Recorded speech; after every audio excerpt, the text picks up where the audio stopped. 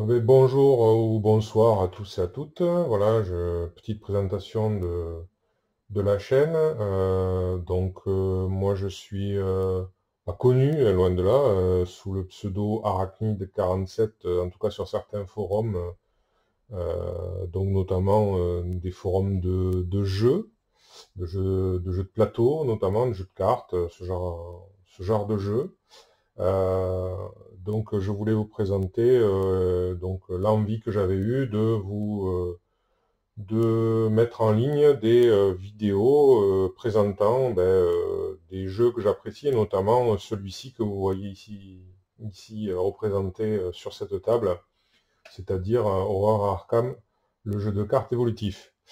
Euh, je voulais aussi parler de vous dire que les chaînes qui m'ont inspiré, on va dire, qui m'ont donné envie de faire ça. Bon, ça fait un moment que j'en avais envie.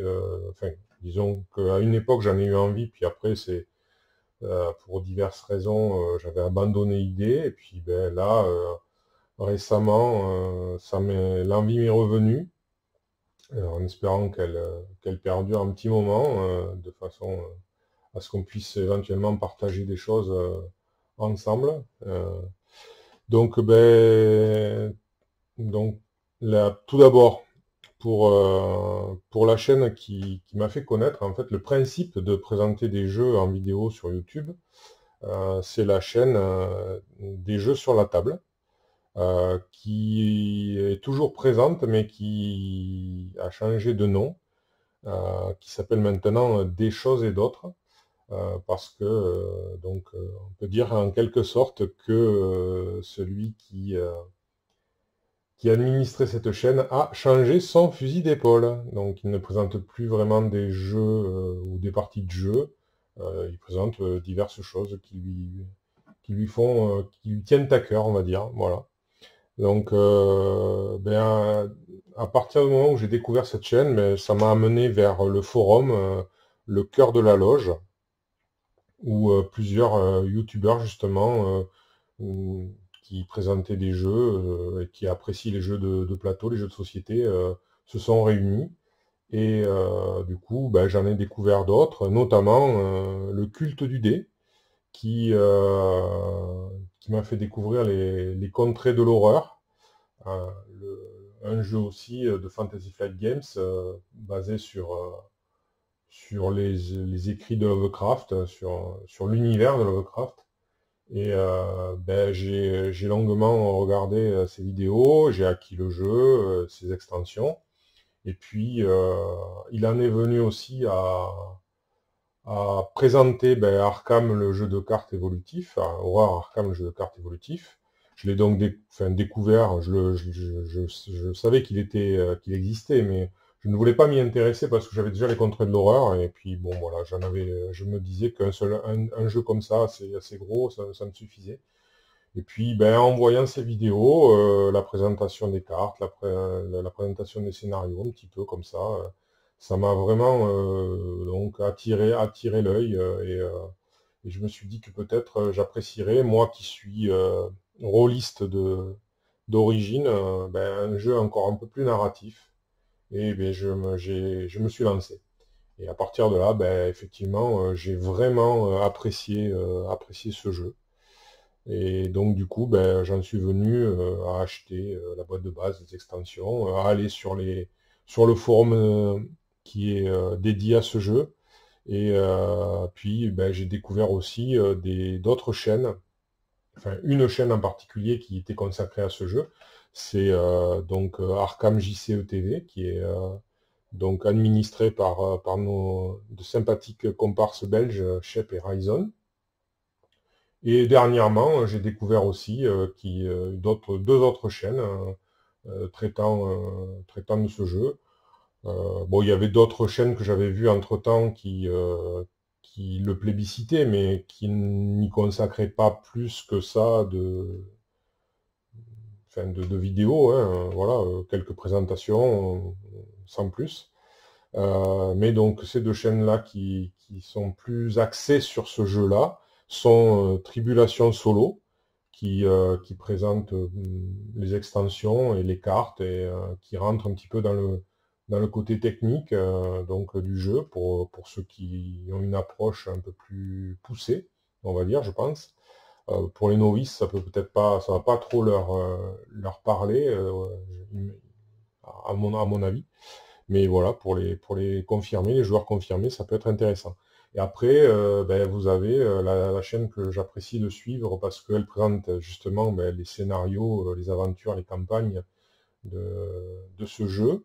C'est Arkham Adventure TV, la chaîne de l'Argo qui présente ben, des extensions éventuellement, mais qui présente le jeu sous plusieurs de ses angles, sur son angle d'intérêt, sur son matériel, enfin en tout cas le matériel qu'on peut acquérir plus exactement si on devient vraiment quelqu'un de passionné et qu'on veut donc pimper son jeu, comme on dit, l'embellir, je dirais, voilà. Si on veut embellir son jeu, son univers, un petit peu comme j'ai voulu le faire moi.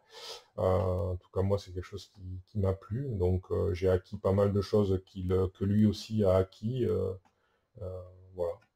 Et donc, ben, ouais, donc l'Argo présente des scénarios, parfois en solo, parfois en duo, avec ses comparses, ou parfois en trio, donc avec Michael et Jérôme, il me semble.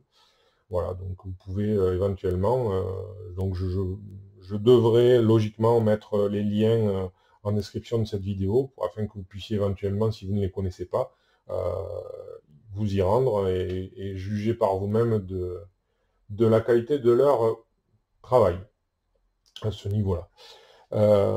Sinon, ben, comme je le disais tout à l'heure, je suis rôliste depuis de nombreuses années. Donc voilà, donc c'est pour ça que j'apprécie les jeux narratifs, coopératifs essentiellement, plus que compétitifs. Et voilà, le jeu de rôle étant quand même pour moi le summum du jeu qui puisse se faire. Mais donc je sais qu'il y a certaines personnes qui n'ont pas toujours la possibilité de le pratiquer parce qu'il peut être un peu aussi chronophage, ça c'est sûr. Moi en tout cas, ben, j'y consacre pas mal de temps. Et donc voilà, donc du coup il me reste un peu moins de temps pour d'autres activités, notamment le jeu de plateau. Mais c'est vrai que ces derniers temps, j'ai pas mal consacré de temps à Horror Arkham, le jeu de cartes, parce que ben, voilà, j'ai renoué avec ce jeu. Parfois je l'abandonne, parfois je reviens vers lui. Donc j'ai renoué surtout grâce à la chaîne donc Arkham Adventure TV, pardon. Et les scénarios et toutes les aventures proposées, voilà. Donc c'est un jeu qui est quand même très immersif, qui présente une bonne rejouabilité à travers ben, les boîtes comme les boîtes renouveau. Alors c'est ben, voilà, ce sont des boîtes qui améliorent ou du moins qui rendent plus riche certaines campagnes qui sont sorties jusqu'ici, notamment ben, pour l'instant la boîte de base, l'héritage de Dunwich et la route de Carcosa. Et donc voilà, donc il nous permet d'avoir des choix plus importants dans le scénario, des issues plus multiples. Et voilà, donc et puis bien sûr, chaque nouvelle campagne amène son lot d'investigateurs nouveaux. Donc maintenant nous avons quand même beaucoup d'investigateurs, ce qui fait que on peut très bien refaire certaines campagnes avec de nouveaux investigateurs, ce qui change quand même pas mal aussi la perspective qu'on peut avoir de la campagne. Donc c'est pour ça qu'il y a tout ça fait que ça fait beaucoup de rejouabilité à travers les cartes, la construction des decks aussi. On peut très bien construire des decks différents. Donc vraiment très riche et qui s'enrichit au fil du temps. Donc bon, d'aucuns pourront dire qu'il s'alourdit aussi. Ça c'est comme tous les jeux qui j'ai envie de dire, qui ont des extensions, hein, automatiquement, ça l'enrichit, mais ça peut aussi l'alourdir. Mais une fois qu'on est bien dedans, bon, je pense pas que ce soit si lourd que ça, en tout cas pas pour ce jeu-là. Euh, j'ai pas cette impression-là.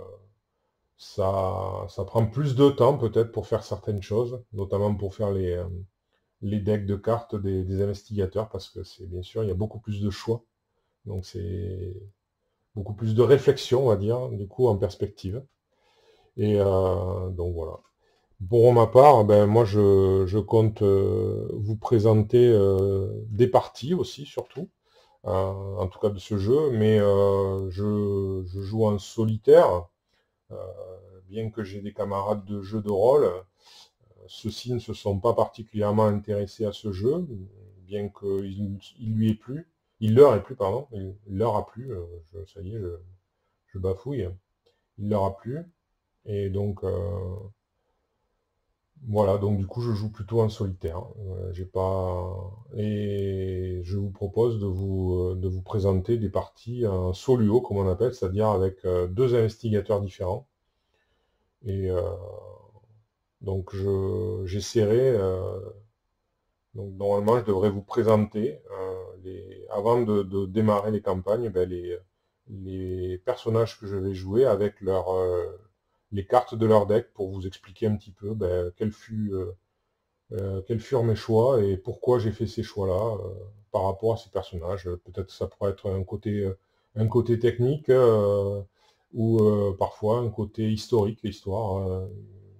Des cartes qui me semblent plus symboliser un personnage qu'un autre. Voilà.